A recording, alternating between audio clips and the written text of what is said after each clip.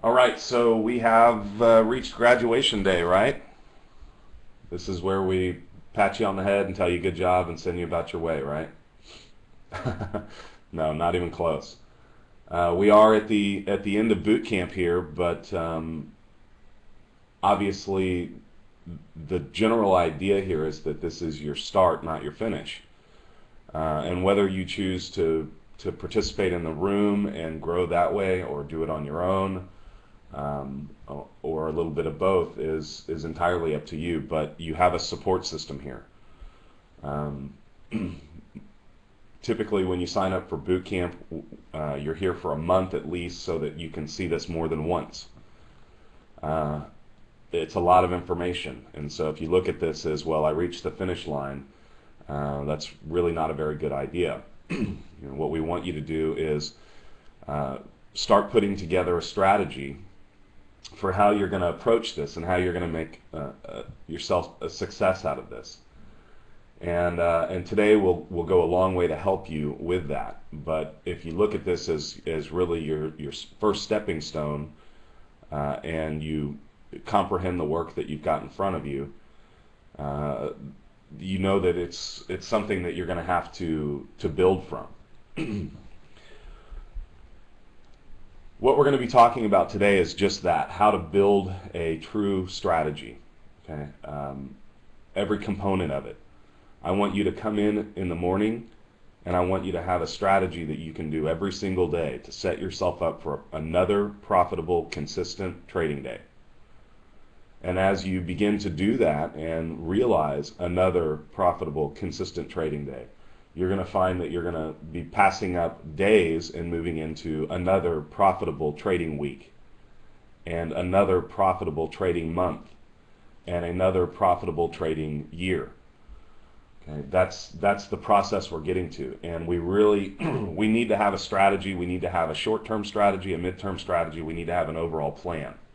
Okay, most of us have anywhere from 5 to 500 trading books somewhere stashed in our house, right? Some bookshelf or box that's filled with dust of books from trading ideas past, right? And the one thing that all of these have in common, whether it's one book on technical analysis and one book on something else, the one thing that they will all have in common is that there's going to be a tiny little section on the how-to and a huge section on uh, creating a trading plan, or the right psychology, or things like that. And most of us call that fluff, right?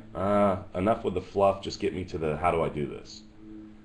Okay, but if you realize that, not everyone who's written a trading book is is a complete charlatan. There's some great information out there. And so if you figure there's at least some portion of all of these books have some sort of value, and the one common thread between them is the fluff, then maybe that's the part that you should have paid attention to in the first place, right?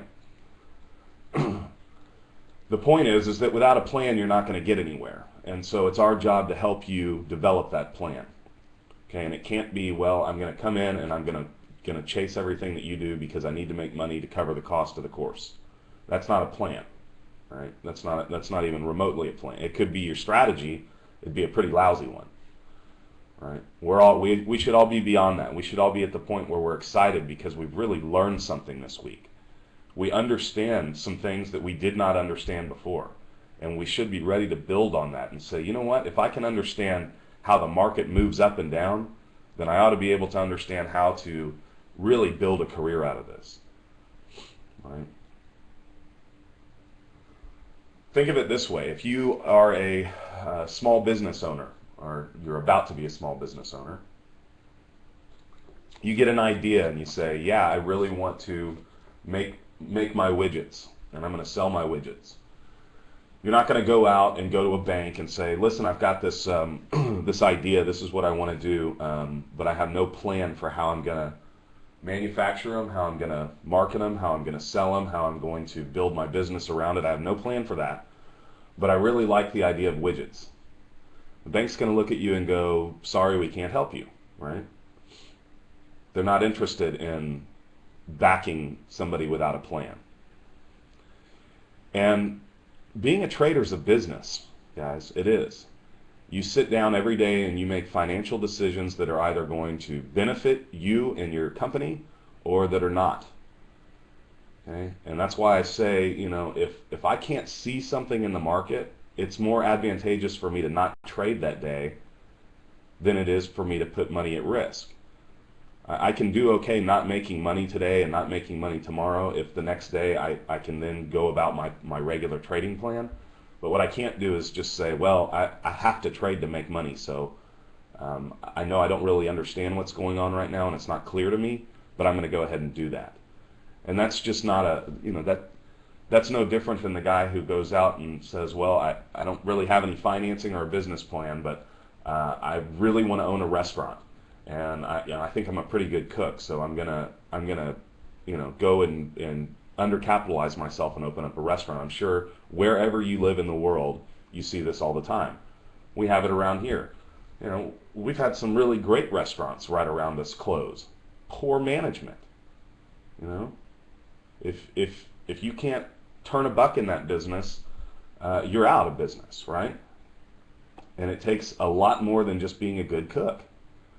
And trading takes a lot more than having a great piece of software. Right? It really does require you to have a very logical strategy for approaching something so that when something goes wrong, you can make changes. You know how to address what went wrong. Okay? What did I do? What did I miss this morning? Where did I go wrong so that I can go back and fix that part of my plan? Right? I used to spend a lot of time doing business consulting, and it didn't matter whether, it started out I was consulting for businesses I was very familiar with, but it got to a point where it didn't matter. It didn't matter if I even knew your product or anything else. I could come in and I could look at 3 years of your books and I could tell you what went wrong, right? Because there's just some underlying fundamentals. What were we doing this year to make so much money? What did we do this year to spend so much money? And how do we combine those to make the right balance the next year?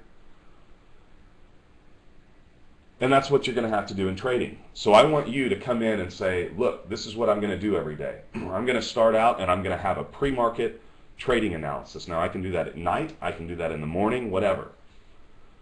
But I cannot expect to show up 5 minutes before the market opens and have any sort of game plan for how I'm going to approach something, right? I don't need 5 hours, I don't need an hour, but I need some time where I don't have to worry about missing my opportunity because I need to go back and look at some other things. So you need to set aside some time where you can learn how to read the chart and determine your daily objectives, okay? And then it's time that we seal everything off because we realize that the opening range provides the most opportunity. Okay? The opening range is going to provide the most opportunity for us, and it's going to trade a little bit differently than the next 30 or 45 minutes. So we need to have a plan for how to attack that, right? How do we set some early targets and how do we read that part of the auction? And then as the market really starts to develop in the morning, we need to have a strategy for the different periods of the session. And what I mean by that are what we discussed yesterday. The first hour, the second hour and a half, the hours after that. Breaking up the day and having some sort of concept for whether or not my participation is worth the risk, right? And if we can do all of that and we can do that day after day after day after day, then we ought to be able to formulate a bigger plan for how am I going to get from my basic understanding of this to making sure that I can execute properly, to making sure that I'm profitable, and then taking that profit and multiplying it, right? Those are the things that we've got to do. So we're going to start today with morning analysis, okay? To me, this is what makes or breaks your day. So it really, it kind of irks me when I see people that their interpretation of it is I need to be at my desk at 8:30 in the morning. Well, I really hope you've done a lot of work the night before. I really do. You have to be prepared. You have to be prepared. You have to have that picture of the puzzle in front of you. And the way that we do that is we start out just very basic, very basic. We're going to locate the previous day's settlement price, the previous day's high and the low and the overall value area, which are the orange lines that are on your chart if you are using the software, and otherwise they're when you log into the room, right? They're right there with the pivots when you log in. I need to find that stuff so that I can start to build an idea of where are we trading now and what's likely to happen at the open. I want to look at the previous ranges that we've traded. Where are we in comparison to where we traded earlier this week or last week or this month? Give me a big picture here. Give me kind of a big picture of what's going on. Then we're going to start locating those key transition points that we talked about yesterday. Okay, if I can see where all the ranges are, I ought to be able to find where the last responsive buying was, where the buyers initiated trade, where the sellers initiated trade. I need to look at my chart and say, can I derive anything from this? I don't need to go back and look at the order flow. I don't need historical data on the tick by tick because I'm not a fool. I know what happened. I was there. I know what happens when we are trading in a range and then we break out of that range. We have buyers initiate trade, right? And so throughout, you'll hear me say it throughout the day when I see something that looks to me to be fairly significant. I'll tell you, hey, I'd go annotate your chart right here at whatever price it is. Mark that off so that in 10 days' time we recognize that, hey, not only are we pretty clear on where this happened, but we know exactly where it happened, right? So you'll hear me mention things like that, and you should get in the habit of having a chart or at least a notebook that you can scribble in every day of key important levels that you see things happening, so that you have that information at hand and you're not worried about trying to go scroll through some 400 period history of the order flow, looking at it in small probes and rotations. All right? Give yourself a 30-minute chart that you just mark up. There's nothing special about a 30-minute chart. It's just a good way to look at the last couple of days all on one screen, right? Then what I'm going to typically do is look for volume distributions. We talked about profiling yesterday. Again, this is something that's obviously optional to you. By no means do I want to force that upon you. It's a huge undertaking to learn how to profile.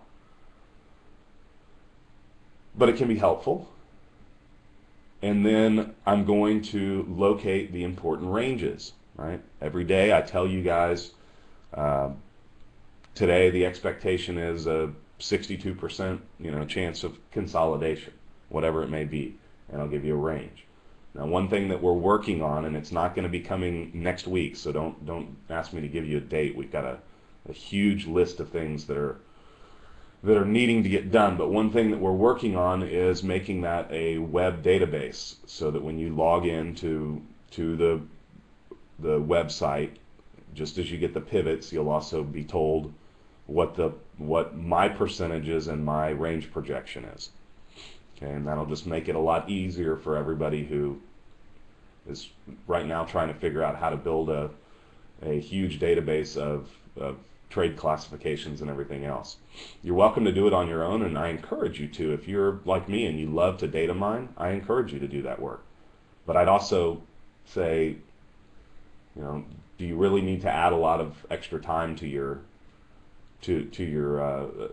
what you need to do as a trader right now? Probably not. I'd prefer that you focus on the things that aren't going to eat up a lot of your time. So we're going to locate those important ranges, whether it's the daily range. We're going to locate how far we are from settlement. We're going to locate where an average range might take us to. How far are we away from critical points? Just some basic stuff.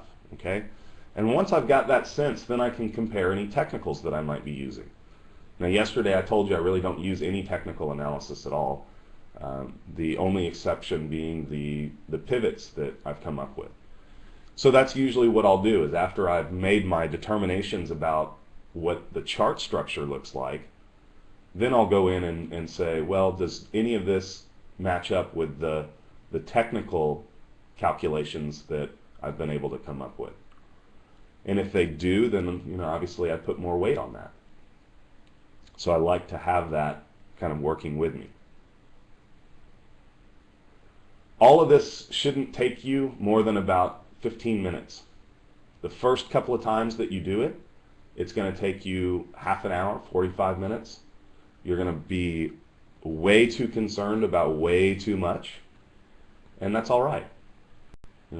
What I encourage you to do, and I make this offer to every single one of my students, I encourage you to go and annotate about 100 charts.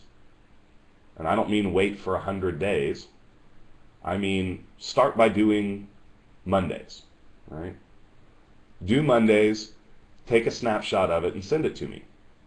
Don't give me a dissertation on analysis. Just send me the snapshot and say, hey, am I making any sense out of this?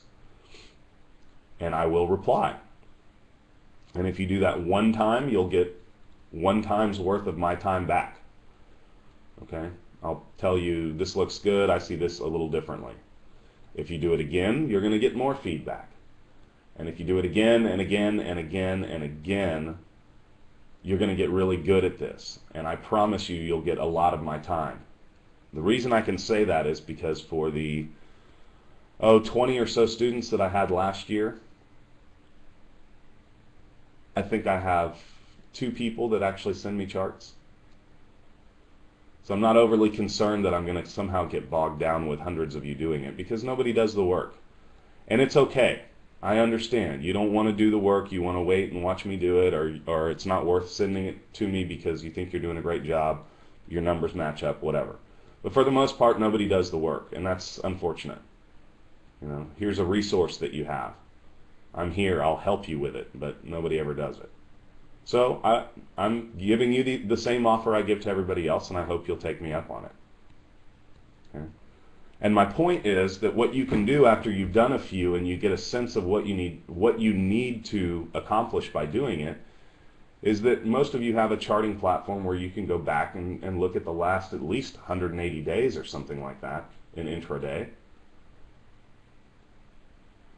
And so go back and do it. Don't spend a whole lot of time with it, but practice is what makes you good.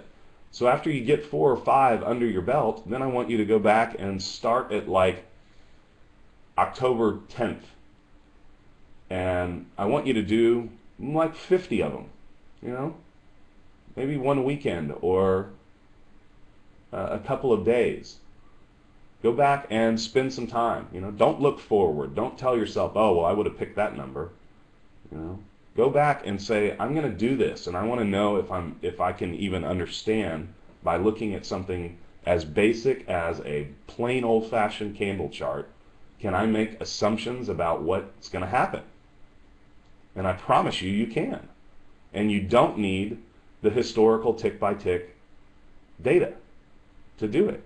You just need a basic chart and a little bit of time, right? And you're not going to have everything like the projected range for every day and things like that, but you can make assumptions after a while. After going through several of these, you can start to make assumptions, and you can leave that one piece of the information out too. Focus on the things like where's settlement, stuff like that. So, go to your chart at 5:30 in the morning and say, what would I be deciding about this? And if you will do that, and do about 50 or 100 of them, which sounds like an awful lot of work, and I assure you it is. But if you will, what you'll notice is every time that you get done with one, you'll go, well, that day ended up really breaking out. Or that day ended up really breaking down. Or wow, that day really didn't trade very, very well. Or that's a day where I managed to get all the targets. Or that's a day where it really didn't unfold the way that I thought, right? And you ought to be able to classify those into maybe 5 different things, right? This is what happened after a day where it really broke out. This is what happened after a day where there was almost no trading. Here's, these are ones that I was very good with. These are ones I was very bad with, right? So let's call it 4 folders. And you take these 100 charts and you take a snapshot of them and you put them into those folders, right? And then you have something to go back and review. He's telling me that it's a high percentage day that it's going to consolidate. Well, I remember doing some analysis on days like that, right? You build yourself a Rolodex, more or less, of things that you can go back and reference. And by doing that work, this becomes something that's very easy to do. We have people that come in here and they go, I don't understand how in the world you came up with the low of the day or the high of the day. Guess what? We do it all the time. All the time. It's not that hard. Okay? All the stuff that we just talked about for morning analysis, keep it simple, stupid. Right? The KISS theory. There's not much to it. And we're going to go through it right now. Yeah, Mike, I have a feeling it won't happen. Believe me, I sat here earlier thinking whether or not I was going to make that same offer. But I bet you money that Monday I get 15 and Tuesday I get 2.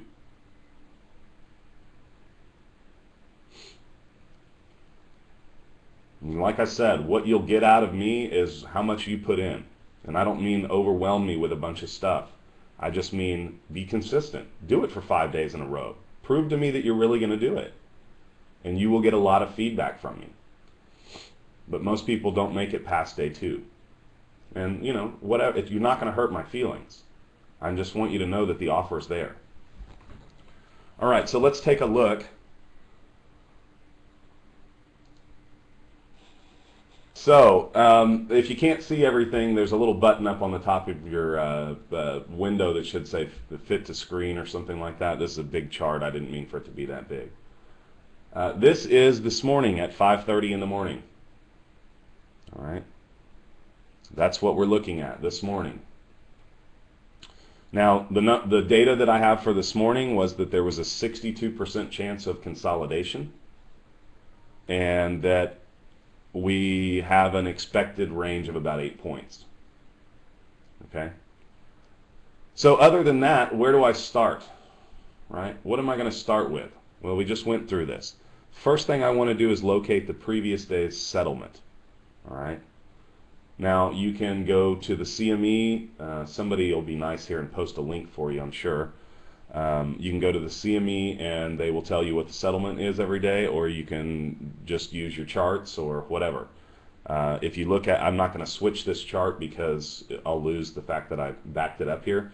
But if you look at a regular, 24-hour chart or something, say a 15-minute chart, you'll be able to see, at least on eSignal, you can see exactly where the settlement tick is after the close. So I'll give you an example of that later on. But for the purposes of this discussion, I know what settlement is, and it's 37.50 yesterday. So I'm going to go in, and I'm going to mark that off. Okay. Now you certainly don't have to draw lines all over your chart. This is my process. It doesn't need to be yours. But write it down. Be aware of what settlement is, because obviously we're going to make some assumptions about things based on that. The next thing that I want to do is locate the high and the low of the previous day. This is the previous day's high. This is the previous day's low. Give me a sense of where we traded, right? All right, well, that's yesterday. This is what we traded yesterday. 27 to 39, 38.75. Okay. So I can see that, and then if I go to my web page for logging into the room, or I look at the software, I can come up and say, well, and on top of that, within here was an area where the majority of trade took place that came in from, 38.25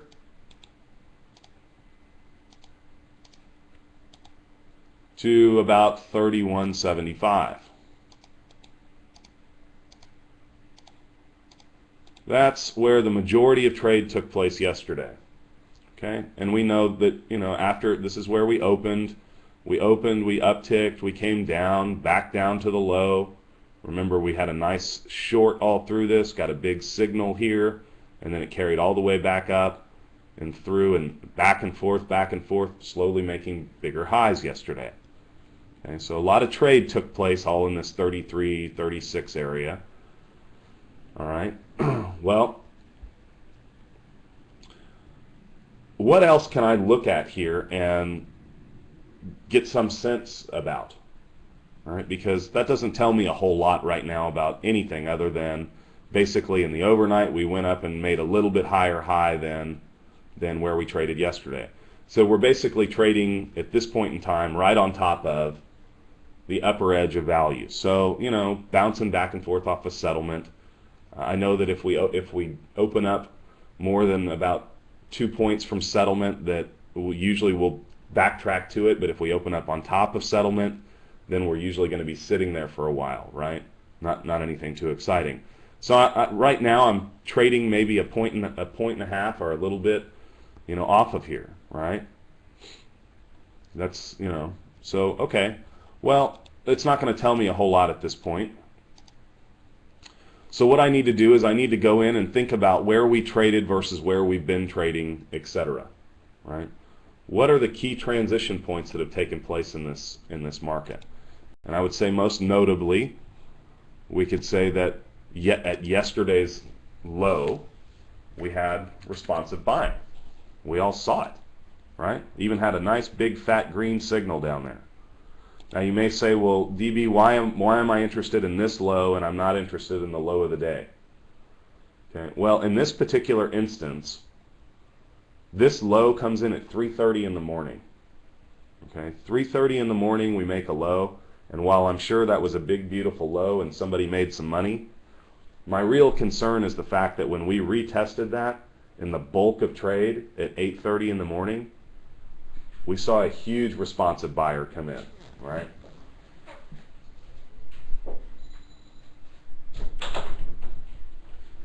So it's not to discount one or the other. They're both really close to each other, but that's the one that I recognize because I've watched it happen and I know it happened where the bulk of trade came in, right? Now Brad's put up something else that's very interesting here. If we think about what took place in the morning, we essentially opened here and we upticked. And then we remember we upticked back up to settlement. This was where we shorted, right? And then we had the sellers come in and drive the market down and the responsive buyer. So we basically had a range going on here, right? We basically had a pretty strong range. And if we think about what took place in the overnight and the previous day's trading here, we always held above 31, right? And then in the overnight, we traded below 31.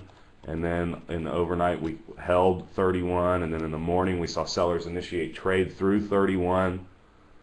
Okay, well, if all that took place, then couldn't we say here that we know that the buyer initiated trade to get us back up through that and start the range expansion? In fact, we were looking for this to come back down into these levels yesterday, weren't we?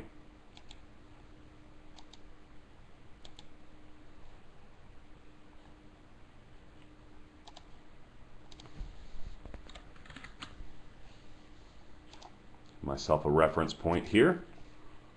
Okay, and then overall on the range, for several days now we've been trading a range, right? This big range here.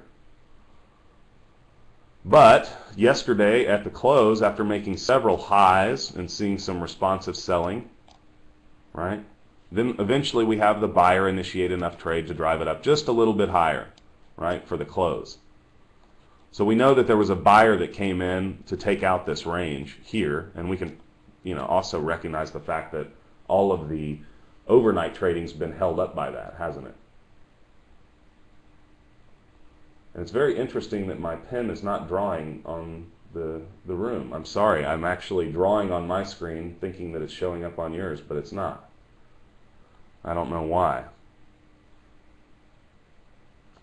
Anyways, I apologize for that.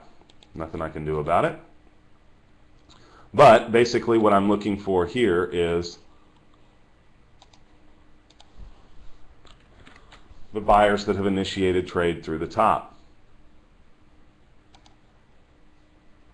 Right?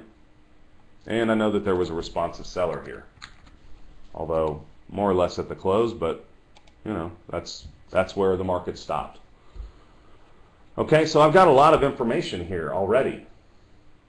I mean, to me, this is the makings of a pretty good, you know, this is starting to work for me. All right, because I know that I'm basically expecting an 8-point range, and I know where the market's traded so far. All right. So I could say if I'm looking for an 8-point range and we currently hold what we've traded, an 8-point range is going to put me from the current low up around 45, and from the current high, an 8-point low is going to put me right around 31. Interesting. Okay. Well, I don't know much about this up here, but I do know a lot about this. This is where I'm telling myself that I have buyers initiating trade through a range, and I've got a range estimation here. Looks kind of important to me.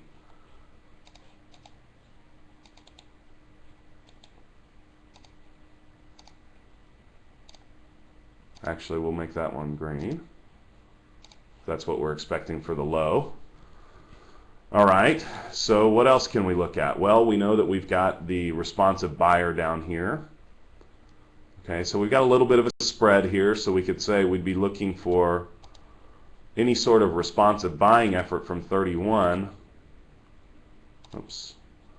Or we'd be looking for the sellers to initiate trade, but we'd want to be cautious about this because we know the responsive buyer came in here and that the sellers initiated a lot of trade through this around 28, right? So this is going to be a very difficult area. What I'm telling you is I'd love to get short coming through this, but I'm very aware that anytime we stab down into this, we could be finding more responsive buying. So this is going to be a very difficult area for me. And I just want to note that somewhere, you know? I just want to note that somewhere. All right. So I've got a sense about what I want to do here, and I know that basically I'm looking at the potential for a breakdown beyond this, you know, but where?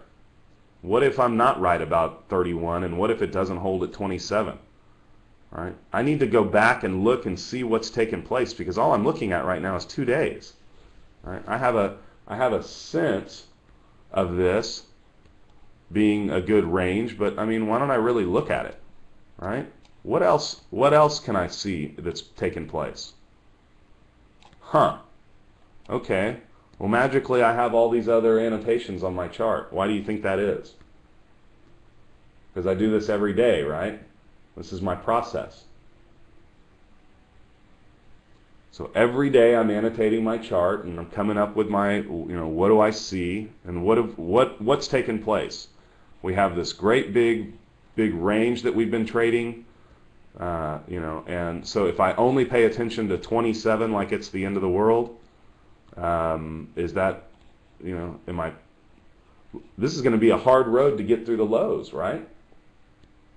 This will be hard because if we start trading below the 31, we want to get short, but we know it's going to be tough if we come down into the 27s, 28s.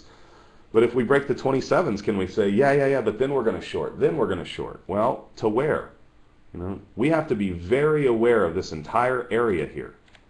Okay? This is going to be very difficult trading for us from about what? Oh, well, we've got buyers initiating trade all the way back there. So let's say from about 24.5 up to about 28.5. I just need to be aware that that's going to be difficult for me. You know how nice it is to know that in advance so that I don't get so anxious that I start putting myself into lousy stuff? So that doesn't mean I can't take a trade there. It just means, hey, pay attention. There's like 4 points where this could be really hard. You know, it could be a hard read. So don't set yourself up for, you know, for finding finding yourself in the mix of something and going, God, why won't the market move? I mean, we could literally trade down into that range and have a whole bunch of people going long and a whole bunch of people going short. You know? So if I think about that in terms of strategy for me, wouldn't you rather be short and being worried about where your profit target's going to be rather than trying to get long and worrying whether or not you're at the bottom of something?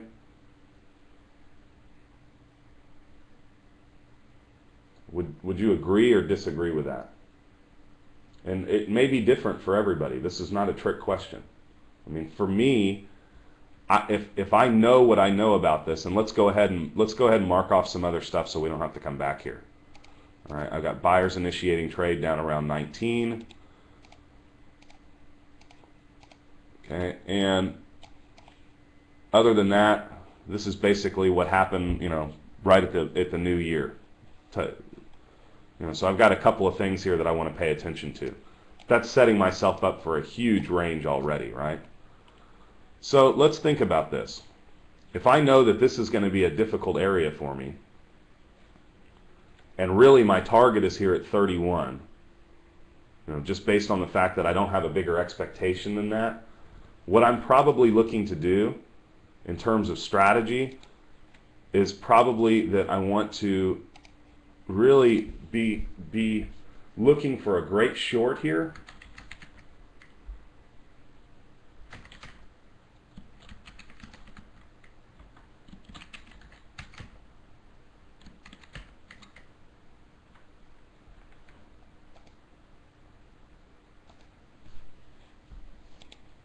Right?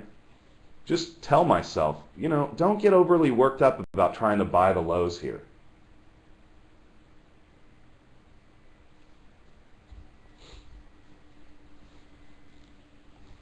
All right? Don't get overly worked up about trying to buy down here. Even if you see great stuff, you know, get focused on, if 31 gets taken out, how do I get short? Because what I'd like to do is get short and be worried about trading down into this, whether or not I can hold it through it, right? Rather than trying, do I buy here? Do I buy here? Do I buy here? You know, I'm going to have a really hard time putting a stop anywhere logically. Remember, we talked about logical stops. If I know that I've got responsive buying at basically every 1 point spread, from here to here, from here to here, ugh, it's going to be a mess. Chart's having a little hard time keeping up with me, so I'll move a little slower here. I apologize.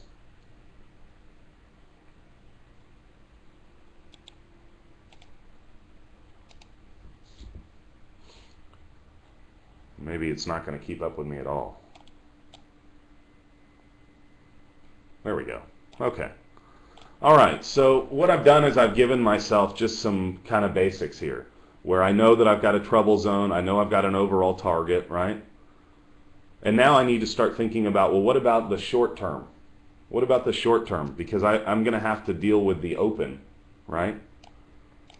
So if this is my big picture and my bigger picture for the day, then I want to start thinking about smaller picture here. Okay, I know that we had the buyers initiating trade around 36.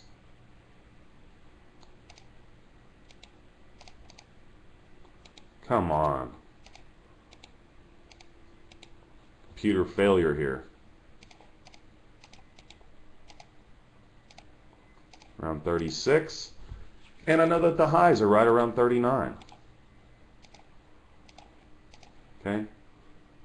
So I can come up with a game plan there, you know, at the open, where we've seen the responsive seller and we've seen London not trade through it, and we saw the buyer initiate trade the day before.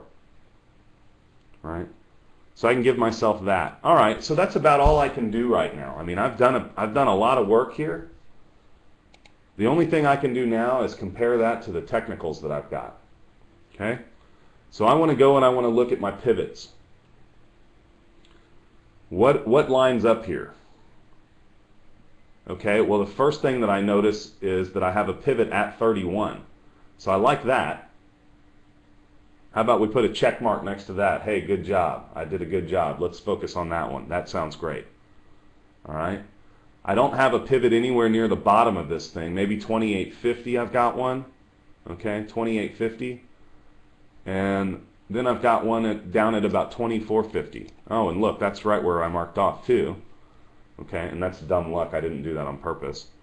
So both of these are actually pivots.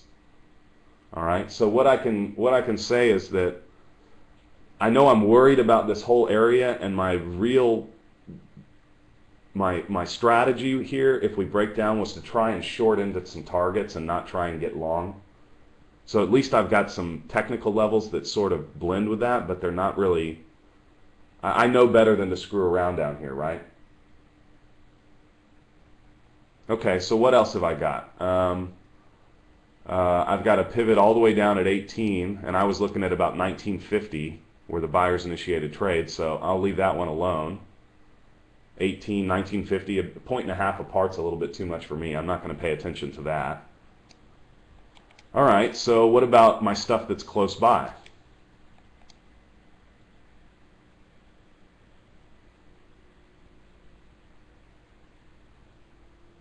My stuff that's close by, 39, that's the pivot just outside the value area. Okay, I like that. And I have a pivot at 35, not 36, but I know where the buyer initiated trade because I know where the range was. You know, we could kind of call this either way, but I'm not really going to be that concerned with a 35 pivot. I guess we maybe had some responsive buying here.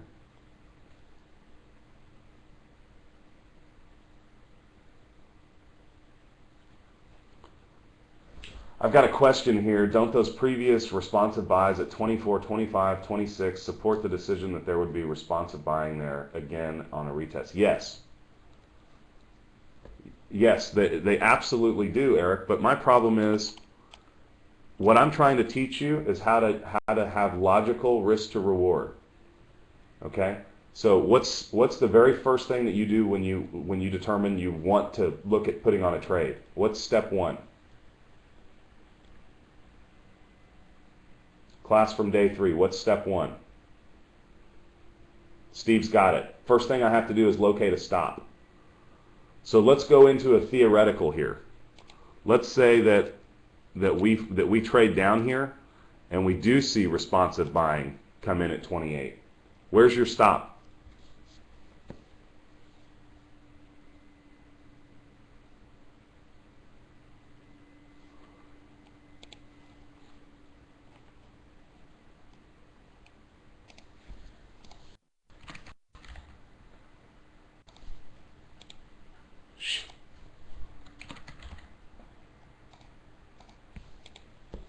Where's my stop? Below 28? I'm going to put a stop on the low of the day. Probably not. Okay, well, if I want to get my stop below the low of the day, and I put it, let's say, in the 26s, okay, well, this was at 1 o'clock in the afternoon. The last time we came down here, we had responsive buying. I don't know. Do I really want to have a stop right where there was responsive buying? Probably not. Why don't I move it down below 26? Oh, hold on a second. The 9 o'clock low 2 days ago was at 25. Huh. Okay. Wait a minute. 24.50. Why did I mark that off? Oh, that's where the buyers initiated trade to break into this new range. Huh. So, I know that the sellers are going to have to initiate trade to get through 31 because that's where the buyers initiated trade. So my target from 28 should be somewhere around 31, right? So I've got a 3-point target, and let's be smart about it and say that I'm probably not going to see 3 points, more like 2.5 points, right? And now I've just established that because I want to take a buy here, because I see responsive buying from before, that I need a 1, 2, 3, 4-point stop. Are you understanding a little bit here? I'm obviously being a little smart alecky about it. That's why I said this is going to be a very difficult area for us, right? Because how do I manage a trade from here? How in the world would I manage a trade from here? I can't, right? So I'm not even going to think about it. No matter what I do, it'll hurt me. If, you know, maybe I make some money, but is it worth the risk? Yeah, Mike, it's at 26, it's at 25, it's at 27, it's everywhere. What am I going to do? I'm not going to mess with that, guys. I mean, what we want to do is find the best opportunities. And what are we stating here anyways? We've come up with all of this analysis and we've said we think that this is going to be the low of the day. Okay, so we're talking about something that's secondary. So after the market breaks out beyond where we would have an expectation of the range, then we're going to start buying against it? I don't think so. You know? I don't think so. So you just need to be logical about it and say, yeah, there's a lot here and that's going to be hard. And rather than set myself up for something hard, I'm going to say, hey, don't trade there. Just let it go. It's all right. It's all right. You know, let it go there. We don't have to get everything. All right, so hopefully that addresses that. The reason I've marked off stuff close by is because we're going to have to deal with the opening range, right? We're going to have to make decisions at the open. And right now, this is in between where we are. And, you know, I'm going to be looking probably for responsive buying or buyers initiating trade at 39 and somewhere 35, 36, probably looking at the same thing. Is there responsive buying or are the sellers initiating trade? And I'm going to pay attention because this is 5 o'clock in the morning. I'm going to pay attention to what happens in the pre-market, right? What all takes place here, how far away we open from settlement. Those are the things that I'm going to be focused on, and we'll spend some time with that in a minute. But if we break out of 39, I've already said, well, the range, you know, if we don't make a new low, if we break out of this, the range ought to be about 8 points. And if I'm looking at my pivots, what do I have up here? I've got a 45.50. Okay, technical level that doesn't make a whole lot of sense. We haven't traded up here, but yet I have a range estimation that's 3 ticks away from that. Is that good enough for me? You bet it is. Because this is what I'm expecting the range to do, and I've got a technical level up there that mathematically is being developed for me. So yeah, now am I going to look at this as someplace that I need to short just because of that? No, but would I pay attention to responsive selling there? Sure. And more importantly, my objective is to be long from here, guys. You know, my objective is to be long from the 39. So what I want to do is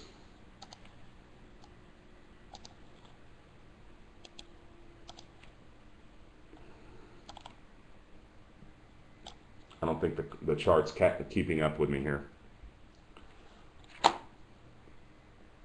There we go. I need to get off this screen. It's we're having a little bit too much work. Okay, so there's my basics for my morning analysis for this morning, right? That's essentially what I'm looking for. Okay, so now let's step away from what happened and all of that, and let's focus on how our strategy continues here. How does our strategy continue? We've just gone through what took us, maybe 30 minutes? Okay? And that's because I'm walking through every single bit of it. The first time you do it, it might take you a half hour. After you do 5 of these, it's going to take you 15 minutes. Why? Because your chart's already going to be annotated. Right? You're already going to have a sense of where a lot of stuff is, and it's going to get very easy. You know, very easy. Yeah, short from there also, Brad. I mean, you know, the idea of looking for sellers initiating trade, but I got to get off this computer because it's about to crash. The thing's really lagging. So we'll come back to it in a minute. I'm going to stop the projection, go back to the slides.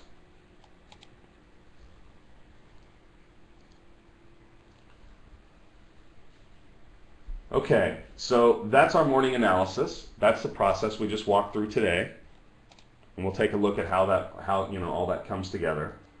But the next thing that we need to do is we've got to get ourselves focused.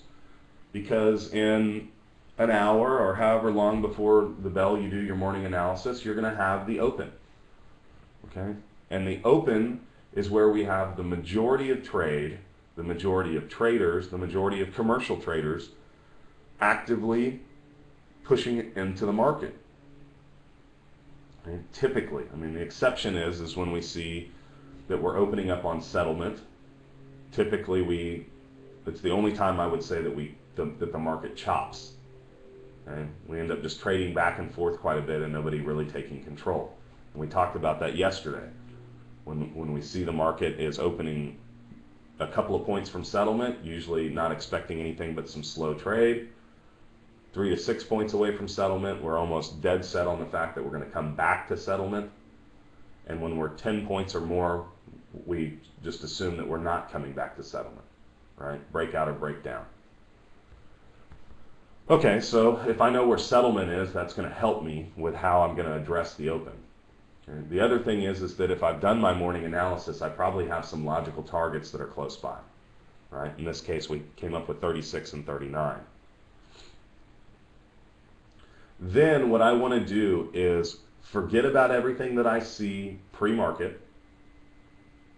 Don't worry about looking back at the periods right before you and all of that stuff. Because the minute that the cash market opens, what we're going to see are a lot of orders coming into the market. Okay, and I'm just going to give you some typical scenarios. I'm going to step away from the idea that we're opening up right on settlement and we're going to chop around. For the most part, we're going to see a lot of orders come in right at the open. And somebody will either take control or get stuck really quickly. And the difference between the open and any other portion of the day is that it's almost exclusively commercial traders. Retail traders like to let the market open, trade for about half an hour, get a sense or a feel for direction. You know, are we going to retest the high, the low, right?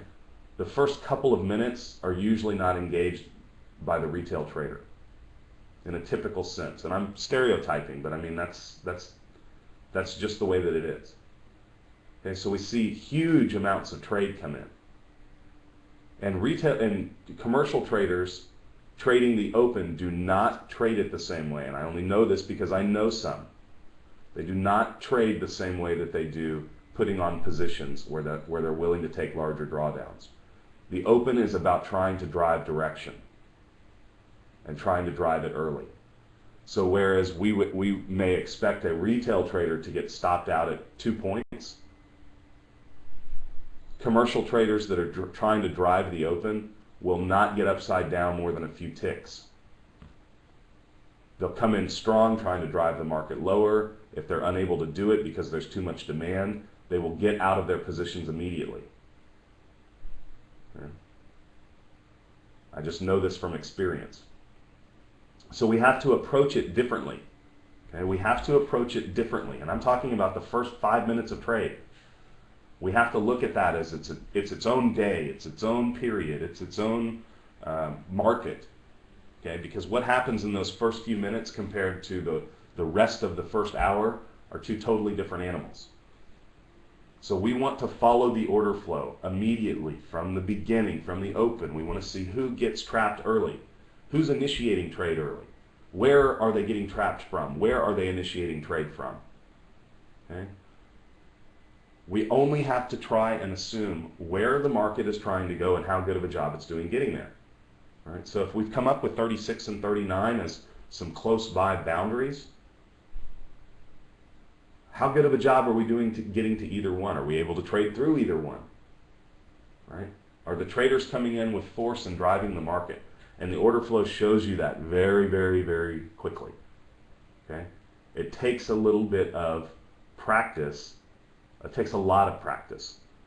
You know, the open is a great time to make money, but if you can't shift mentality from how you would trade, you know, responsive buying or responsive selling, or buyers initiating trade, sellers initiating trade at 9 o'clock, you know, when we're up against some larger target area that we've been looking at, and the open, you just have to separate yourself. Completely different. You have to make quick decisions and you can't let yourself get upside down very much.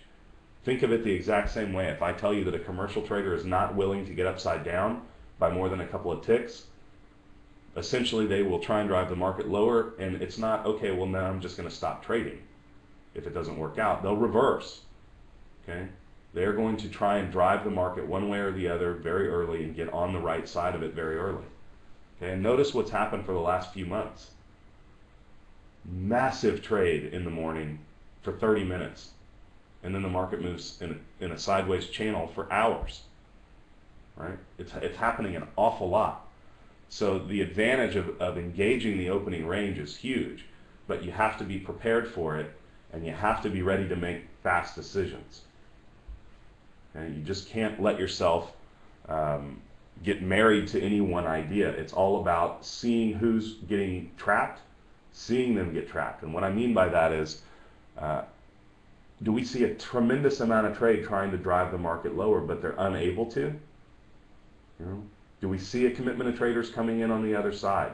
Think of your picture-perfect periods that we showed you on Tuesday, and shrink those down into 5 ticks.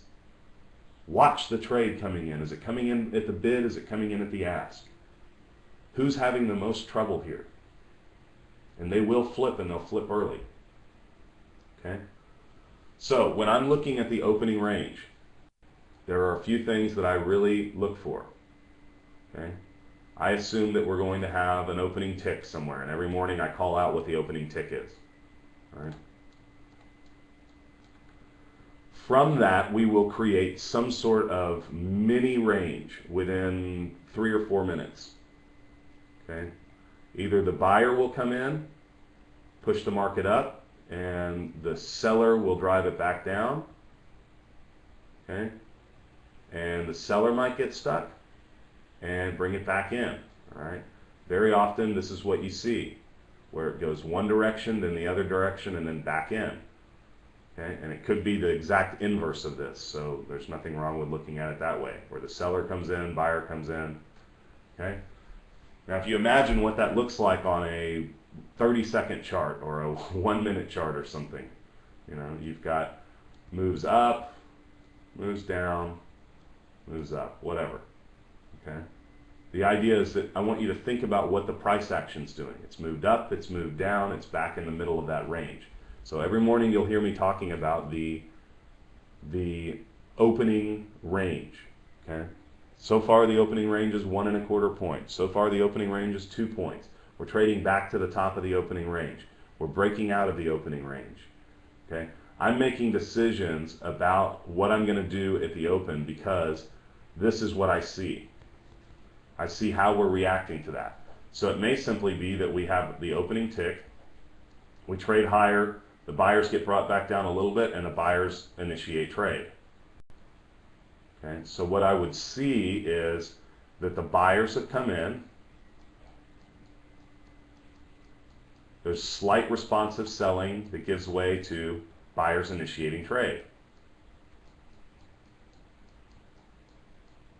This can happen in less than 2 points.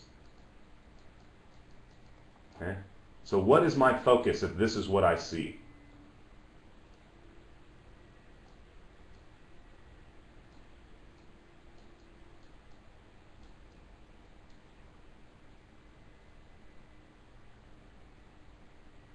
Right? I'm going to get long when I see that these buyers take out that opening range. All right? Or the opposite of that, where a seller comes in, drives the market down, gets hung up a little bit, and then the seller initiates trade. I'm looking for them to come back into this and come back in quickly for a short.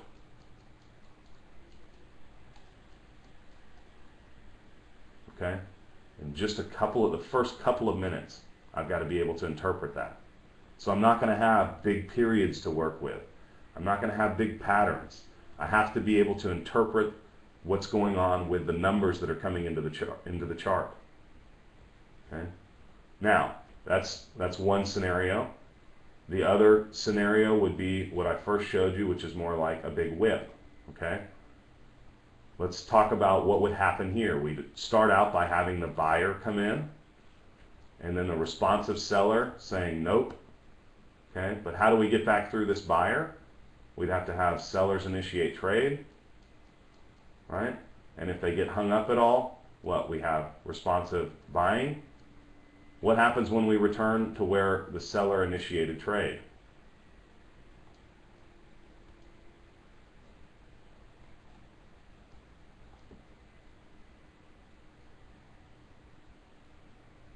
Right?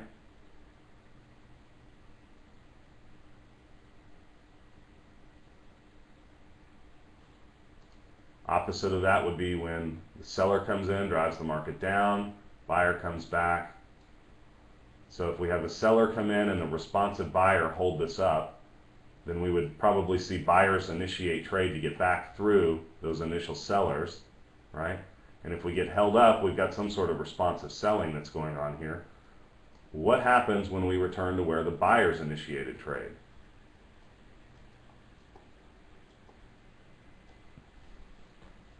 It's where I'm looking to get long. Okay? A lot of times in the morning you'll hear people talking about the slipper. Okay? Opening tick. That's what we're looking at when we're talking about a slipper.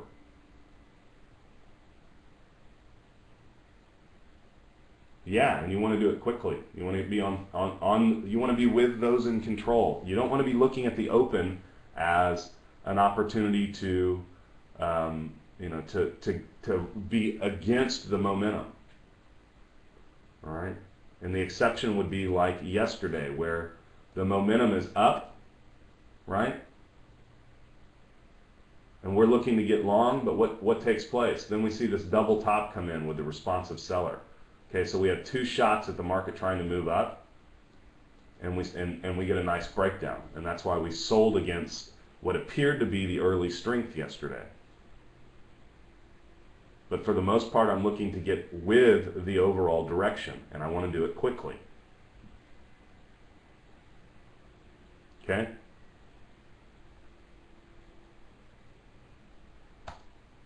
Just keep in mind when you're talking about the opening range that it's not exactly the same way that you're going to approach trading the rest of the morning. Because the rest of the morning you're looking at bigger targets and you can compare where we've started from to where we've gone. How much of our range have we already absorbed? You know, if we're looking for this thing to break out of 39 and trade up to 45.50, how far along are we in that, right? I'm just talking about engaging the first few minutes of the market. It happens in a very tight pattern, and you'll get really good at it. You know, you'll get really good at it. So if we go back to our first few minutes, Jim, just the first few minutes. I can't give you a fixed time, but I mean, we'll see it from the first 3 minutes to the first 10 minutes.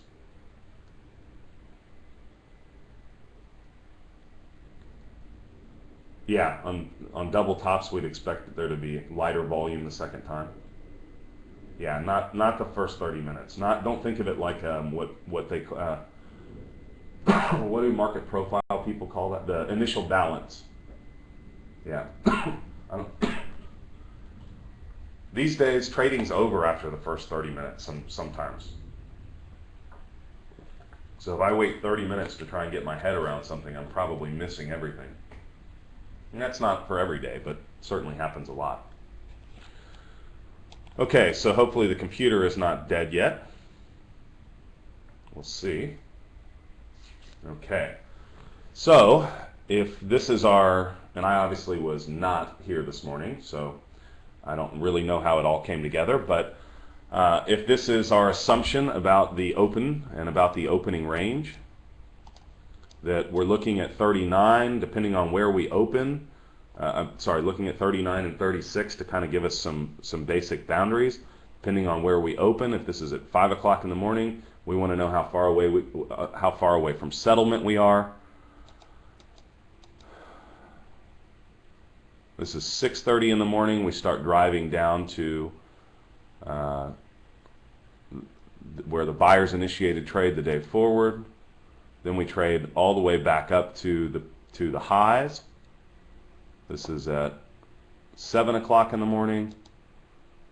Ooh, we have a 7:30 report, I guess. Yeah, today would have been unemployment. Is that correct? So this is still pre-market. Wow. Where did that go?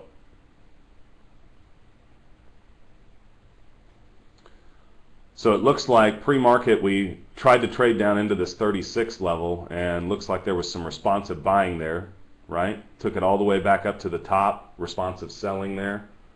Then we trade down, and in the report obviously take out the 36 and trade right down to our target, don't we?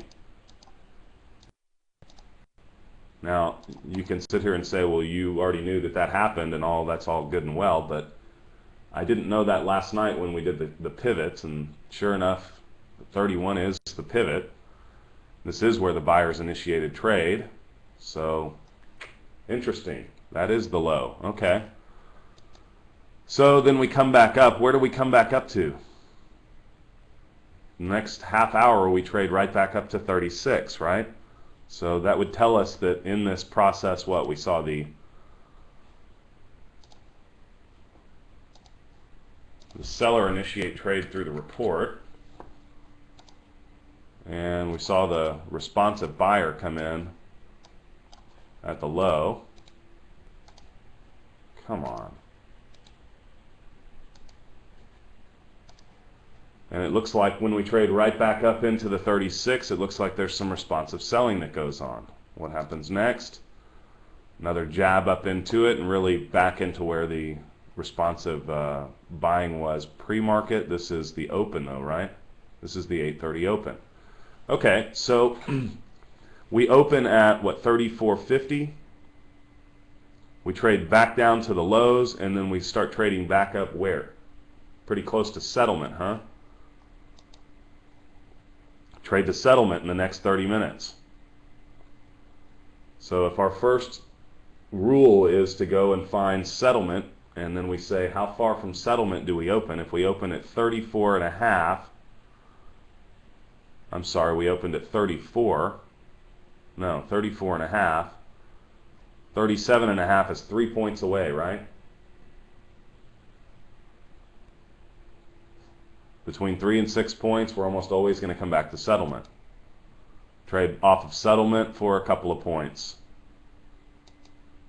Back to settlement, and then it looks like that's where all of our magics happened, right? So all in all, would you say that our morning analysis was fairly effective? I mean, I don't know that everybody traded this because of the report or anything else, but does it make sense? I mean, forget about the outcome and, well, I didn't get to trade the report and all of that. Does the process make sense logically to you? Do you feel that there's merit in trying to simply interpret the chart structure? Is there merit in that? Getting a lot of yeses. Good. I'm glad. You know, I don't ever ask you to bite off onto anything and just believe me. You know, I don't want you to just believe me. Don't take my word for it. I want to know that this logically, when you see a day unfold for you, when you see a day unfold and you've just taken all this time of going through and thinking about it and hearing some rules and some things that, these are the kind of things that we want to look for. I really want that to hit something with you and say, you know what? That's the most logical approach I've ever seen to a trading day. It all makes perfect sense to me, and I like it.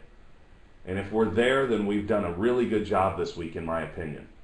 And if we're not, you got to tell me so that we can figure out where we've missed a step. Where did we go wrong? Yeah, because it's not mysterious. You now know how the market works. You understand the dynamics of the auction. And you can look at the big picture and say, you know what? I bet I can do this. I mean, how many of you right now are saying, I bet I can do that? I hope all of you. You may be a little apprehensive and say, yeah, I don't know, but yeah, I could, hey, practice. You're going to have to do some work. You're going to have to do this more than once. It's not good enough to have me come in and show you what I'm looking at in the morning. I want you to do it before I ever show you anything. And then you say, okay, well, you have 31, I have 30. Can you explain the difference here? Why are you looking at this? Why am I looking at that? That's how we learn. That's how we grow. Okay? Big piece of your day. When you have a picture like this and you can watch it unfold, it's totally different. You know what you have to do. Okay? And so what I suggest is that whether you use lines and little arrows and things like that on your chart, or if you keep a notebook in front of you and write things down, after you do your morning analysis, I want you to write out objectives. My objectives are this. Based on what I see, I'm going to be looking for responsive selling or buyers initiating trade at 39. Okay? I've just given myself something that I'm telling myself what I need to do. Okay? Based on my analysis, I'm looking for responsive buying or sellers initiating trade at 36.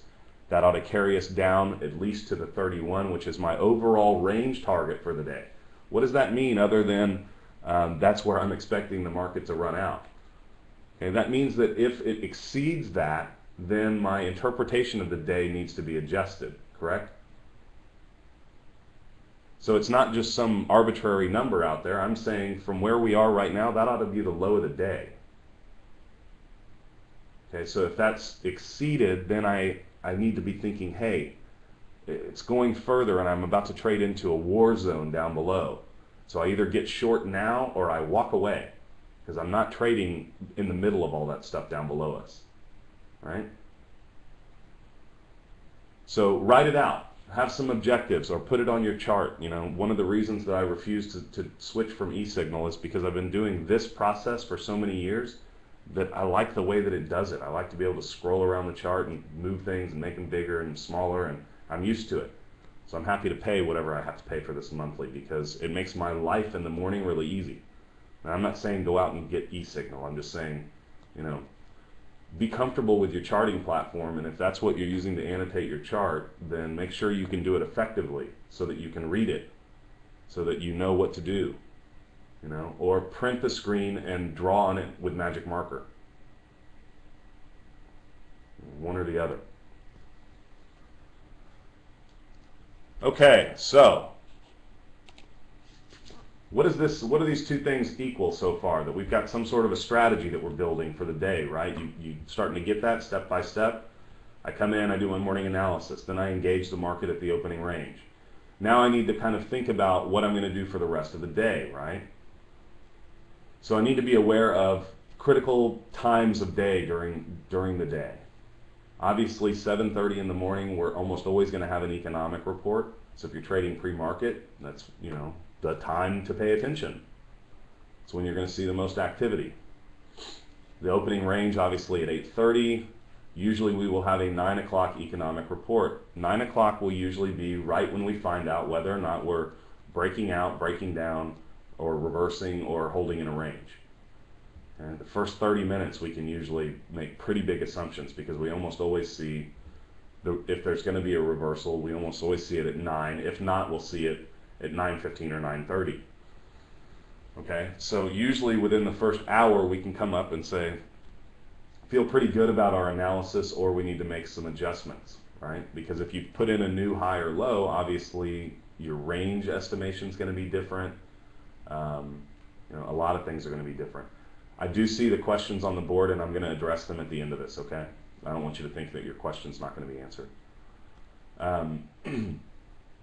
Then, after we've traded the first hour, we need to adjust our entire mentality about trading. Okay? Go back to your analysis from the morning and say, okay, that's how the first hour came together. What else am I looking for? Can I still say that the same levels are my levels? Have we destroyed my idea of the day, holding in the range? Is it totally different? How far have we traded?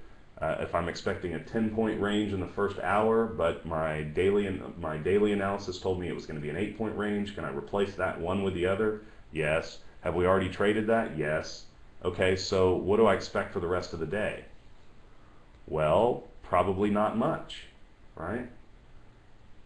If I tell you that we're going to have an 8-point range today and it comes true, and you look at it and you go, not only did it come true, but we knew the high and the low before it came true. Okay, so am I expecting now to be able to trade for big trades? Or am I going to accept the fate of the 62% chance of consolidation and the 8-point range and look at it and say, okay, if I'm going to engage the market from this point forward, if it's going to continue to do this, then I'm going to be looking at taking very small trades, right? Probably. Okay, so adjust your strategy, adjust your strategy. Think about what's taken place, and you're not going to swing for the fences every time. In the morning, you're looking for that great trade to come together so that you can make use of all of this analysis. And beyond that point, you're looking for opportunity. And that opportunity is going to be dictated by what's in front of you and what your expectations are. Okay? So usually from 9:30 to 11, we'll get a sense that either we're going to see a continuation or further breakout of the range or something like that, or continuation in the overall direction, continuation to our overall daily target, okay? Or we're going to see a reversal's developed. And we want to use the knowledge of what's happened in this morning, meaning looking at the range, okay, well, the previous low was 31. What if we trade back to 31? Okay, things like that. Start adjusting your morning analysis to exist with what's taken place in the first hour of trading. Go back in, mark it off, responsive buying, sellers initiated trade. What happened? Annotate your chart. Obviously at lunch, we almost always see range trading. Yesterday I told you we average about 6 points at lunch. Obviously on an 8-point day, we're not gonna average 6 points, but for the most part, it's gonna be slow. You see me check out every day at 11 o'clock. I have no desire to sit here. There's too much life in life to sit in front of my computer and watch paint dry. Okay? So get up and go do something. Make sure you feed yourself. Do something active. Take a walk. Don't become a sloth trader that just sits in a chair staring at a screen. Do something to put a smile on your face. In the afternoon, we usually would expect another influx of volume that will either firm up the range that we've created or allow potentially for a continuation. Under most circumstances, I would tell you that comes in at 1 o'clock and that we'll have a good stretch of trading from 1 to about 2 o'clock. However, the way that it's been recently, and basically starting in about maybe about July of last year, is that we're not seeing anything in the afternoon. No continuations. The whatever ranges we've created end up solidifying. I mean, we're doing it right now. And if we do see anything, it'll be a pretty hard charge of stuff from about 2:30 to 2:45. And almost always, if I see a trade, if I see something, a target that we came up with in the middle of the day or something, you will see me take it, and I'll take it for a point, point and a half, 2 points max. It's like, that's how I put icing on the cake at the end of the day. I don't have any expectations at the end of the day that I'm going to, have some fantastic, phenomenal trade. But they're usually pretty high probability trades. They're just small. So, put that into your strategy. And you don't have to have the same strategy I do. You could obviously, come into this and say, well, what really makes sense to me is the responsive aspect of it. I know that we're going to rotate off, 6 or so ticks, so I'm willing to just put myself into the mode of a scalper. You got a lot of traders who do that, and they do very, very well, and very well. I have a hard time letting go of trades. I have a hard time having a fixed flat stop, so it's very difficult for me to scalp. To me, I'm always too into what's going on in the print, so I can't have profit targets that small. I get upside down, and I can't get to a point where it's profitable for me. But there are a lot of people who do just that. So you don't necessarily have to do everything that I do. You can have variations of all of it. But you have to put this together for yourself, okay? You've learned a lot here. A lot. There's a lot of information that's been placed in front of you and hopefully absorbed. And I don't expect that you absorb it all the first time. That's why we want you to sit in as a guest, or a veteran student here in 2 weeks when we do this all over again.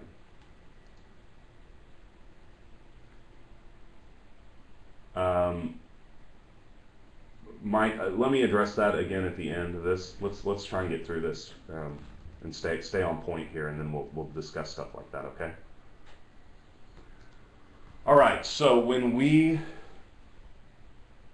step away from this boot camp environment, what do we do? How do we make this the most effective thing for you? All right. This is the plan that I'm going to lay out in front of you. You can choose to follow it and grow with it or not. All right? It's up to you. I'm not going to tell you what you need to do, and I'm not going to, tell you to take a trade, and I'm not going to tell you how much money that you need to put in your account and all these things. All right? But I'll help you through all of it. All right? My suggestion, the success that I've really seen here, and the people that, there are people that are in here that have been in here for 5 years. There are also a lot of people who are very successful at this who cannot stand to be in the trading room. They hate when they're looking at something and somebody posts something else, like they're looking for a buy at a level and somebody's like, well, I'm going short here. Oh man, it'll just, some people can't work through that environment. But I still talk to a lot of very successful traders that have done this. And the commonality, the common thread between them is the process that they went through comprehending this and setting themselves forward from graduation day here, right? My suggestion is that we go through this in this fashion. You think a lot about it this weekend. Spend some time writing some stuff down and thinking to yourself what you're really willing to put into this. What are your real expectations? What are your real goals? If you've been a trader for the last 12 years and you're doing okay and you're just trying to get over the hump, okay, well, typically what that means to me is there's got to be some sort of dollar value out there that you're looking to get to, right? And I hate to equate everything to money, but come on, guys, this is what we do for a living. So what is that number? What is it that's going to mean to you that you've been successful at this? All right? And I don't want to hear stuff like as much as I can. That's not good enough. That's not a goal. That's not a goal at all. All right? If you're working a job right now that you hate and you're doing this because you want a better life, what's it going to take to replace your salary? What is it going to take? What's the dollar value? Okay? And if you can get there and you can be realistic and say, I may not be able to get, man, I don't know how you do it, Bob. I can't stand that kind of stuff. I've been through a couple of them in Costa Rica, and no way. No earthquakes for me. Let's be realistic. Don't come to me and say I want to make $1 million next month. Or I have a $2,000 account and I need to make $30,000 a month. Come on. If that's the case, then we need to figure out how to get you from a $2,000 account to a $10,000 account to a point where you can start to even make enough to have enough to trade for $30,000 a month, right? So think about the real goal here, and I'll tell you how we're going to get you there. And I do this with everybody, and people go, yeah, whatever. But the guys that have been through this and set up benchmarks for themselves will tell you it's the only way that they're still here today. Because the reality is it's not very hard to make an awful lot of money doing this. But you have to have the right strategy. It can't be you can't approach trading the same way with a $2,000 account that you can a $2,000 versus $10,000 account, or even larger than that. It's totally different. You can put yourself into a situation where, if I show you that you can do this consistently, day after day after day with 2 contracts, is it going to be any different for you to do it with 4 contracts or 6 contracts? No. Once you have the consistency, you have the confidence. And then it really doesn't matter. And everybody has their limitations. I used to trade a lot more than I do now, but I have a family and I have too much to enjoy in life. I can't be strung out all the time. And I know where my limits are. When, it doesn't matter that I'm doing everything exactly the same. When I put on a trade and every tick costs $1,000, it terrifies me. So, spend some time this weekend thinking about what your real, honest goals are. You can lie to whoever you want, but if you lie to yourself, we're not going to get anywhere. Okay? Come up with some honest, real goals and real things that you're looking to get out of trading. Where do you want to be in 6 months? Where do you want to be in 3 months? Where do you want to be in a year? So, come up with a dollar number for in 3 years what you expect to be making every year trading. I'll get you there. I promise I will. How we do that is you have to start out with some goals so that we can break it down into a smaller, manageable plan. All right? I'm not a big fan of simulated trading. I think that people make big mistakes when they go into an environment and they simulate and simulate and simulate and simulate and do it forever, because the choices that you make are not, one, affecting the market, even your 1 or 2 contracts. They're not really there, so they're not hitting the bid or lifting the ask, right? And the other thing is that you don't have anything at risk, so you're not dealing with the 90% factor, which is your emotion. You may still get antsy when you put on a simulated trade, but it's not costing you anything. At the end of the day, you can wipe it clean, or you can continue to add on to a losing position, and you can hold a trade longer than you ever would because you want to see $1,000 worth of profit today. Come on, it's not real, But it serves a purpose, and it serves a very important purpose, and I want you to understand it, okay? Comprehension time. You've just been given a whole bunch of stuff, and you guys are asking great questions, and you ask a lot of them. All right? So if you've got questions about, well, okay, I'm trying to understand how buyers initiate trade, how I need to get into this. Okay, then we're not at a point yet of total comprehension. So it terrifies me to think that you're trading real money. Just terrifies me. What are you doing testing your comprehension with real money? What I need is for you to trade on a simulator and make sure that you're comprehending all of this. Make sure that you can spot the entry, spot the stop, spot the target, and execute a trade. Okay? Can you do that? Can you do it quickly? Can you get the right fill? Can you get your hand to the right place? Can you move the mouse fast enough to do something? Do you understand exactly where everything is on your trading platform? Are you functional with utilizing these tools? Do you understand the features of our software? If you start using conditional orders and the trade tracker, and you don't have any clue how it's working with your account, then you're going to go, this thing's not working. Oh my God, and I'm in a real trade. No, we need to make sure everything is smooth sailing, okay? And I don't mean that you're showing profit. I don't care if you ever show a profit on the simulator. To me, if you're doing your job, you probably should be showing a loss on your simulator. And the reason I say that is because I want you to get yourself into some trouble. That's how you learn. That's how you learn to do stuff. You learn from mistakes. And if you put yourself in a bad trade, you'll have to manage it. Okay? And you do that enough, and it's like no big deal when it's real money.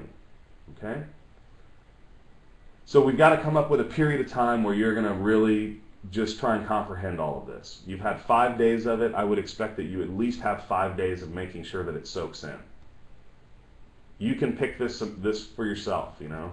But to me, if it were me and I'd just been exposed to something like this, and particularly with a really slow market, I'm going to make sure that I understand it, and I'm going to spend a few days doing it, you know, where it doesn't cost me any money. Making sure that I'm on board. But have no illusions. We're not testing your profitability on a simulator. You can't. It's not real. The next phase is going to be testing that comprehension. Okay? And how we do that is we have to have real money there. And I don't want it to be a lot, and I don't care how rich you are. I don't care how many thousands of dollars you can come up with. It doesn't make any sense to risk any more than 1 or 2 lots. Not when we're just testing your comprehension. Okay?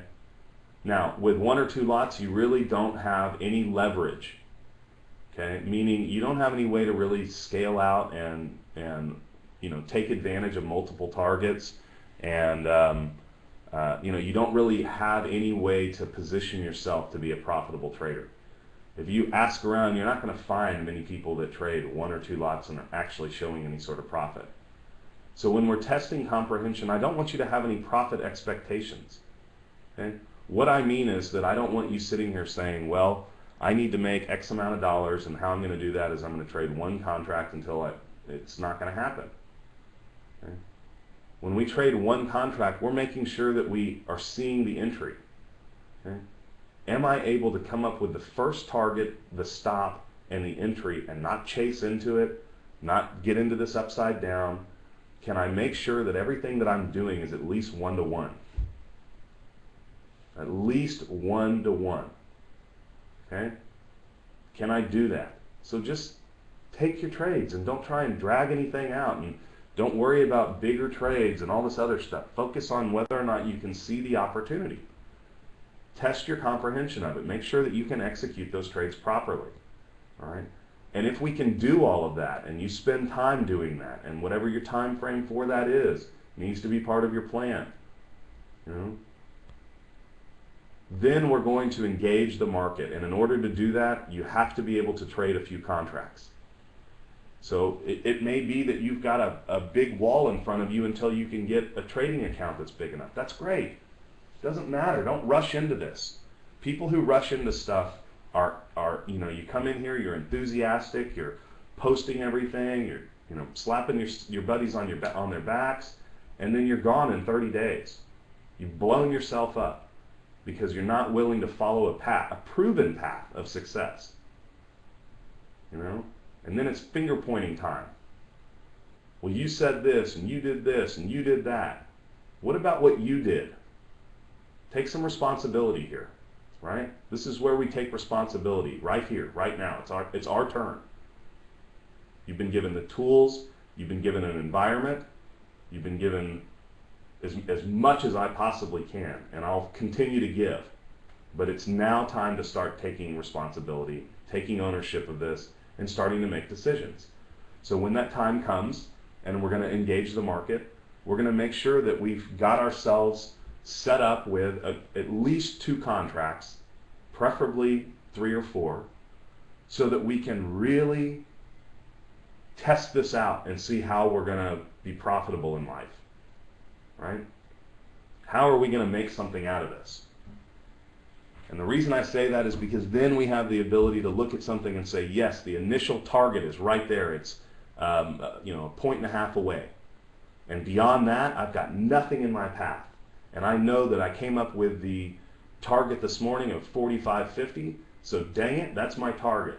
And I'm going to watch the print all the way up. And if I see responsive selling come in, I'll consider either taking one more position off, or I'll close the position and look for the next trade. You know what's going to happen?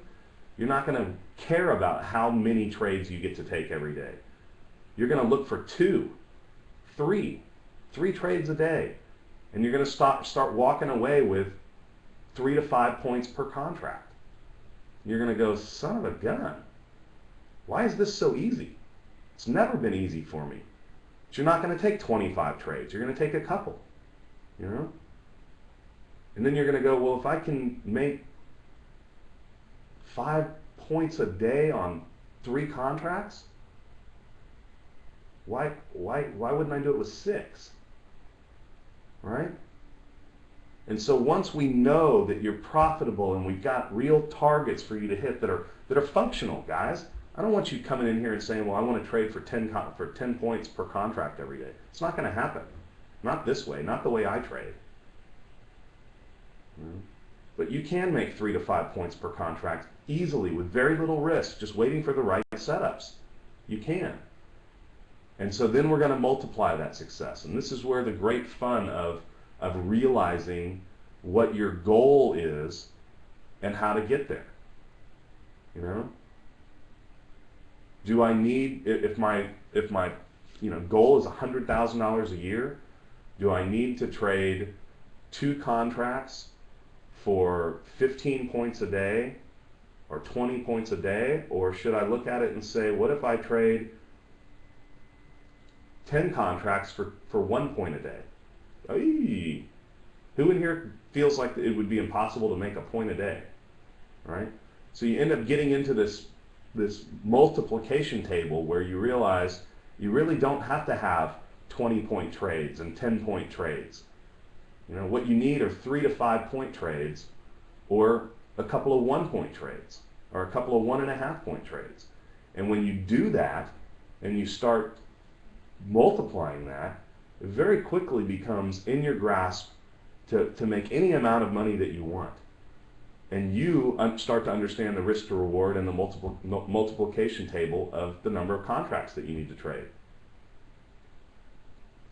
Now, if I were to sit here and tell you that everything from this point forward is going to be success, I would be a liar, and I would tell you to run away. Okay? Because the day we sign up to be traders, we make the decision that we're going to lose some. Sometimes we're going to be wrong. Okay? And we have to accept that, because if you can't, we're never going to get you anywhere. Losses hurt, okay? But really, most of the time, it's not the financial loss, it's the emotional aspect of it. Because we've done such a good job to get confident and to try and move forward, and never tell yourself, I just can't pull the trigger. I don't ever want to hear that again. You know, we've got to get beyond all that kind of stuff. So we have to know how to deal with losses when they come, because they're going to come. Right? You know, first 2 days of this week, I had pretty lousy trading. You know, but you don't hear me sulking about it or anything else. Why? Because I've been doing this a long time, and I'm going to be profitable this month, and I'm going to be profitable this year, and I'm going to move forward because I'm a consistent trader, and I don't have to worry about that. The only thing that I have to determine is whether or not I'm making bad trades or bad choices, okay? And that's how I get on track.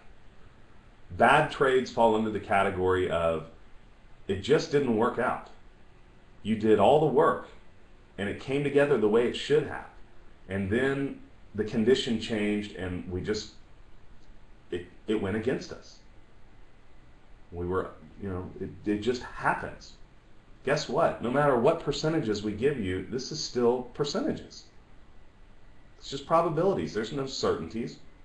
So if you take a trade and you can look at it afterwards and say, I did everything right, it just didn't work out. Okay, I can move forward. And if you do that 3 times in a row, then we've got a problem, right? If you think that you've done everything right and everything's come together, then we've got a hitch somewhere. And guess what? I can fix that in a matter of minutes. That's the kind of stuff that I can fix immediately, because I've been doing this for a long time, guys. So if you come to me and you say, look, I took this trade and it was a bad trade, and I think I understand, where something went wrong. Maybe I, wasn't paying attention to the risk to reward or something like that. That's one thing. And if you come to me and you say, all right, here are my trades, and they all look exactly perfect, these are exactly the way that this should have happened, and they all got stopped out, then I'm going to be able to break that down for you real quick and tell you what went wrong. And guess what? Minor correction. This is going to be something that you overlooked something, okay? And we're going to get it into your head for how you need to approach it the next time, and we're done. Easy to fix, guys. Easy to fix. Bad choices, whole different animal. What bad choices means is that you discard the rules of your strategy. You discard that and you just get emotional about it and you take a trade and you use a bigger, it's like if we just went through all that work and said we don't want to take a trade from 28.50 to 24.50, we know that's going to be a difficult area.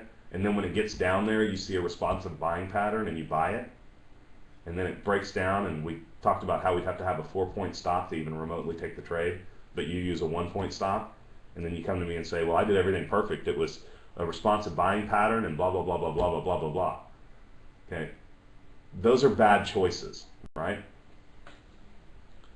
And you can either fix bad choices by working backwards through the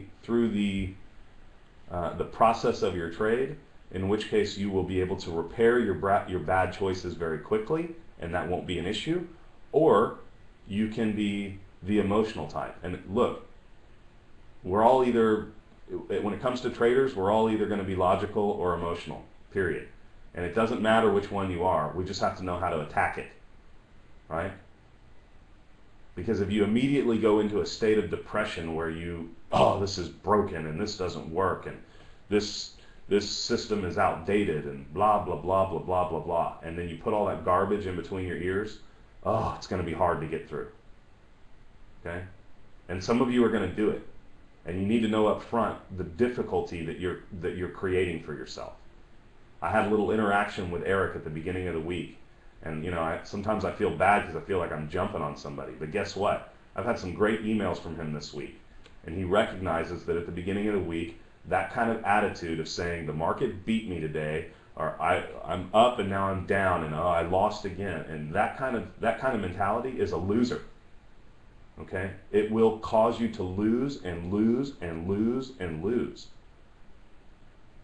And yeah, and Eric, wouldn't you say that by the end of the week now, you also feel that rather than this being some sort of emotional path for you, is now one of more logic? Now you really understand how things work and the process that you need to go through to get a solid trade-off. So don't you feel like you've been able to eliminate at least a portion of that emotional aspect and get more into a logical mode? Okay? And that's what we have to do. And I really, I am not some loon or something like that that's going to tell you to go meditate or anything else. But you better have your mind right when you sit down. You better be focused, and you better make sure that there's nothing else going on. And like me, a lot of you have families and you've got other things that fall into your life. And guess what? You're going to have to figure out how to have your time to do this. Otherwise, there's no reason to do it. Okay? Because when Finn comes and jumps on my lap and starts messing around in my office, I can't trade. There's no way. It's physically impossible. Think about all the things that I have to be able to do at once to have a successful trade come through. I can't do it. Or if I wake up after a night of doing a little bit too much, whiskey and cigar, I'm in no condition to trade. Why would I even sit down and put money at risk? No way. Right? So you need to have this conversation with whoever else is in your life. And you need to understand that there's got to be a closed door policy from 8 o'clock in the morning to 9:30 in the morning, or 10 or 11 or whatever your hours are. Just because you're working from home or a home office or something like that doesn't mean that you're not working. And if you're going to be serious about it, everybody else in your life has to respect that, just like it's their career that they're going to. It's not, he's just the trader and he works at home, but for the most part he's doing stuff around the house. No, absolutely not. This is a job. This is a career. This is a path that can create a lot of wealth and happiness for you. So make sure that you're putting yourself in the right environment. You need to have that conversation with whoever else in your life that this affects, so that you can make sure that just a small block of time is all we need. But we know when we need it. We know when we need to be focused, right? We know the best time to trade is going to be at the open and for the first hour. So make sure that you've got that time available. And if you're working another job and you've got other things going on, you're going to need to find another time that works for you, and that may be 2 o'clock in the morning. Okay, because there's pretty good trading at the London Open. But make sure that you set aside some time to really make this work. Now back to losses. What I'm going to tell you is that if you get upside down, the worst thing that you can do is throw away your strategy just trying to get back to a number, okay? So if I get upside down and I go 3 or 4 points upside down, if I get into a trade that I know should have a 2-point target, but I say, I just got to hold this and get back all of this, I'm an idiot. I don't know how else to put it to you. If you just came up with a trade strategy that has a 2-point target and you say, yeah, but I'm down 4, I really need to get 4 out of this, I'm sorry, we can't work together. I can't handle stuff like that. It's just idiotic. All right?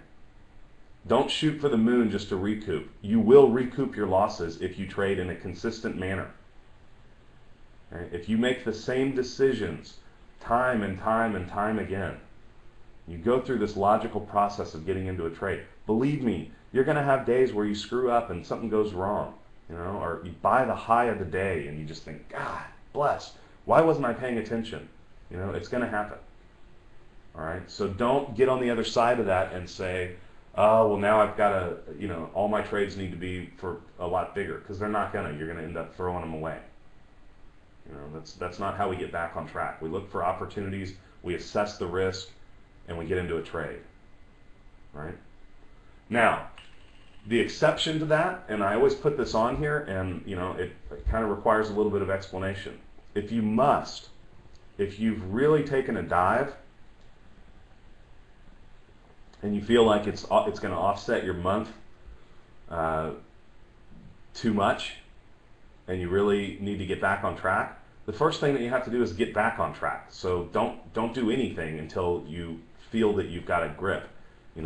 Were you taking bad trades or making bad choices? And if you were taking bad trades and you had a lot of them come together at once, then we need to tweak something. It's probably something very minor, and we'll fix it very fast. If you were making bad choices, have you gotten your head straight?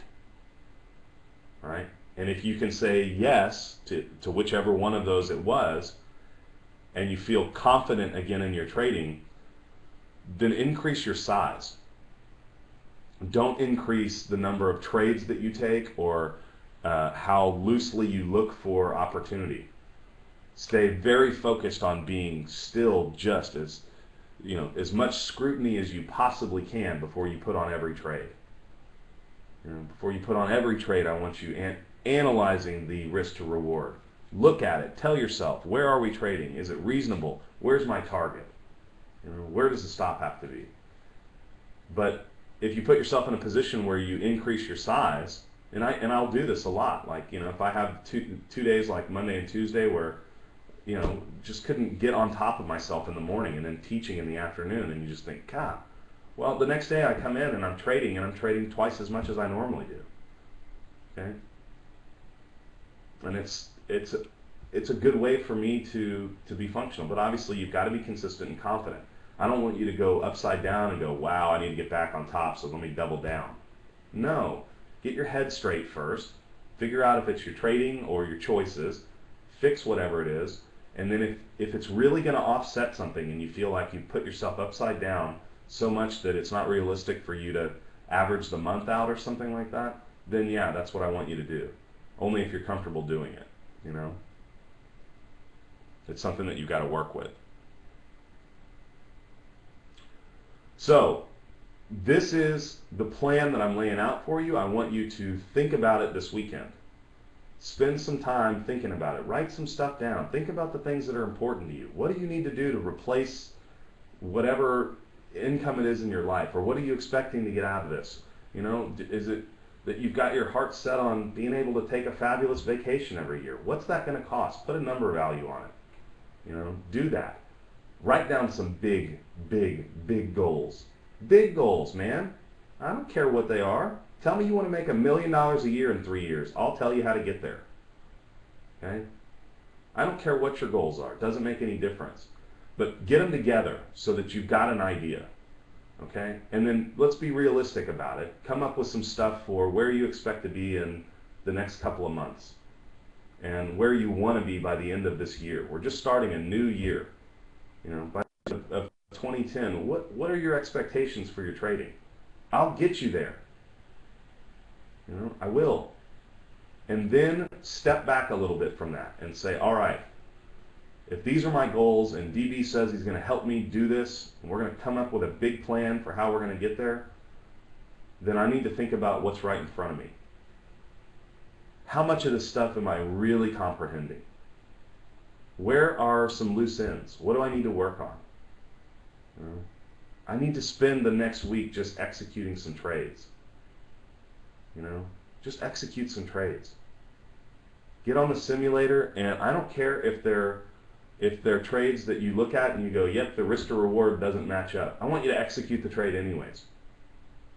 I don't care if they're good, bad, or anything else. The more time that you have a trade on that you're trying to manage, the more you're going to learn about how the order flow works. Okay? I don't really care whether they're good, bad, or indifferent, as long as you can separate them before you execute the trade.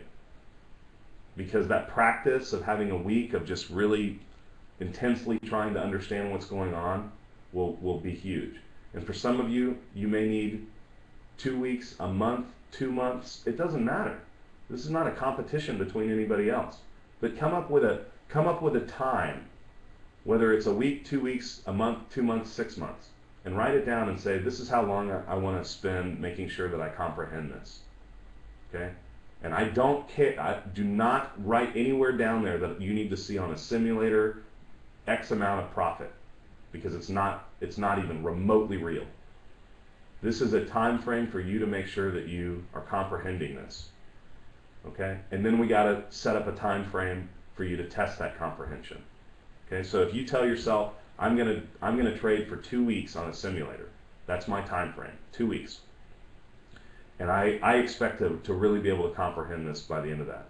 At the end of 2 weeks, let's have a little Q&A. Do you really feel like you comprehend? Are you comfortable with everything that you've done with the simulator?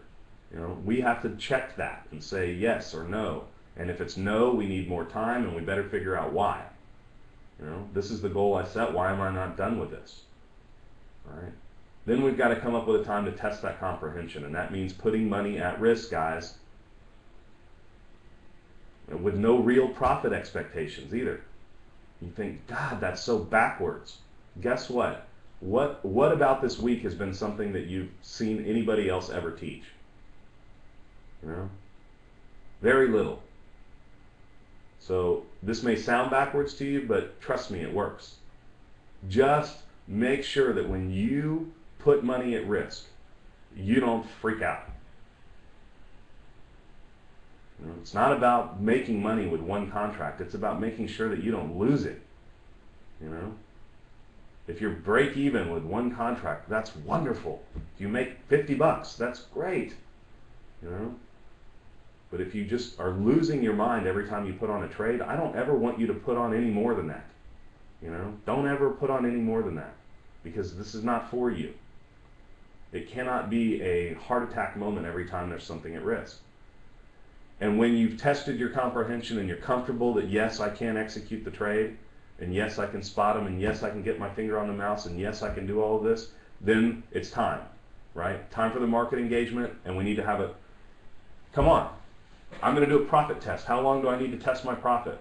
1 week, 1 month, 1 day, 6 months, what? Come up with that number. How long do I expect to sit down and actually test whether or not, when I put on 2 or 3 or 4 contracts, whether or not I'm really profitable? Because you're going to have some hiccups, and we're going to have to tweak some things. I had a new student in November, and he had a really good start, and then he really ran into a wall, and then now the guy's profitable every day. Right? But we had to tweak some things. There were some things that just were not agreeing with him.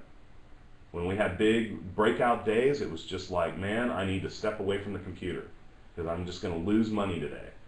And when we consolidate, and it's about 50% of the time, and when we, when we're actually it's more than that, it's about 80% of the time that we're trading in ranges. So, those are the days that he makes a lot of money. Well, wow. So if he stops trading on breakout days and just trades on days when we're trading in a range, he's profitable. Guess what? Now he's profitable all the time. So, took a little while when he was doing his profit test to make sure that it was functional. And now he's set himself up for he knows how much he needs to make and what he needs to do to get to the next level, to multiply, to multiply, to multiply, because we've got to get him to his goal. And he needs to be able to leave his dead-end job and enjoy life. And he knows how much that's going to cost. And he needs to get there. So think about it this weekend. Write down some notes. Send me something if you want. I'm more than happy to walk through this with you. It's what I'm here for. Most of the traders that have been here a long time will tell you this is the most important thing that they ever did.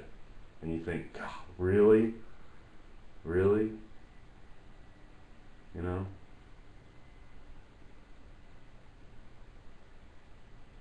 Out of everything that you learned this week, the most important thing is for somebody to tell you to come up with a plan. Guess what it is?